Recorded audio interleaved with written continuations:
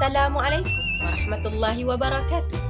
Hari ini saya ingin menyampaikan pembentangan tentang teknologi inovatif mengurangkan jejak karbon.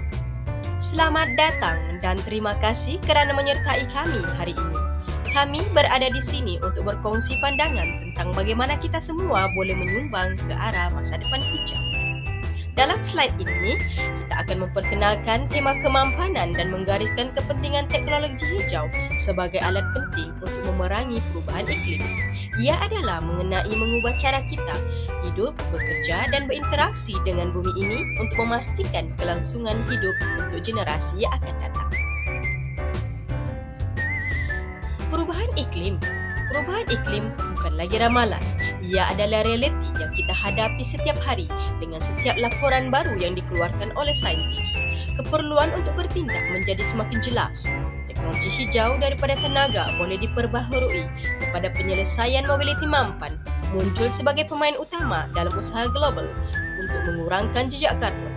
Matlamat kita bukan sahaja untuk melindungi alam sekitar, tetapi juga untuk memastikan masa depan yang semampan untuk planet dan penduduk.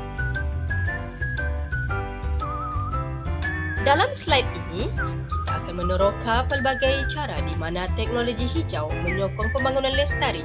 Ini termasuk tetapi tidak terhad kepada mengurangkan penggunaan sumber semula jadi yang tidak boleh diperbaharui, meningkatkan kecekapan tenaga dan mengurangkan pencemaran. Teknologi hijau menawarkan penyelesaian yang bukan sahaja mengurangkan kesan negatif terhadap alam sekitar, tetapi juga membuka jalan kepada ekonomi yang lebih hijau dan bersih.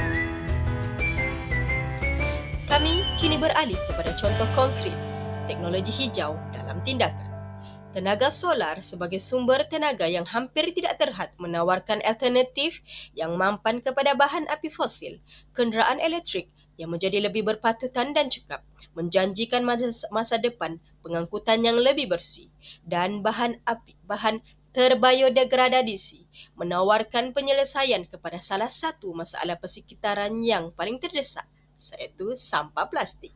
Setiap teknologi ini adalah satu langkah ke hadapan dalam perjuangan kita terhadap perubahan iklim. Dengan menggunakan teknologi hijau, kita dapat mengurangkan pelepasan gas rumah hijau dengan ketara dengan beberapa anggaran menunjukkan potensi mengurangkan sehingga 80%. Selain itu, bukan hanya tentang mengurangkan pelepasan, ia juga tentang meningkatkan kualiti hidup kita.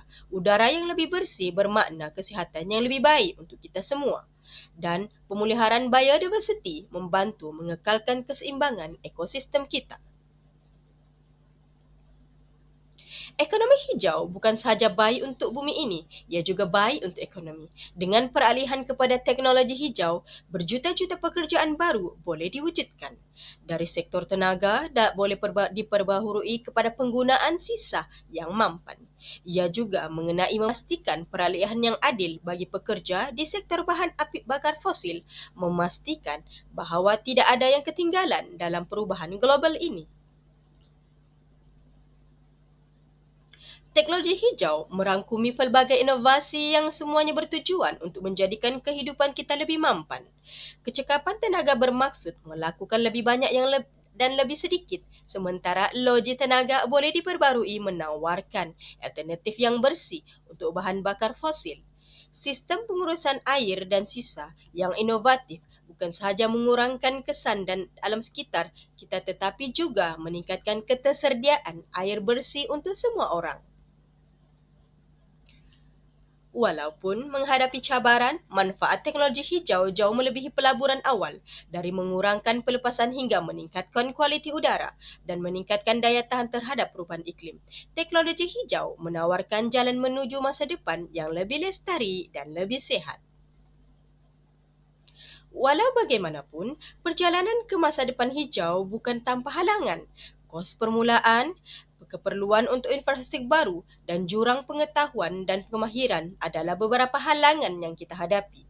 Di samping itu, memastikan semua orang mempunyai akses yang sama kepada teknologi hijau adalah satu cabaran dengan sendirinya. Untuk mengatasi halangan ini, kerjasama diperlukan di semua peringkat, dari dasar kerajaan yang menyokong kepada sektor swasta dan inisiatif masyarakat. Pendidikan dan latihan juga akan memainkan peranan penting dalam menyediakan tenaga kerja masa depan kita untuk ekonomi hijau. Dalam melaksanakan teknologi hijau, kita juga perlu mengambil kira kesannya terhadap masyarakat dan alam sekitar. Ini termasuk memastikan bahawa setiap orang mempunyai akses yang sama kepada faedah yang ditawarkan oleh teknologi ini.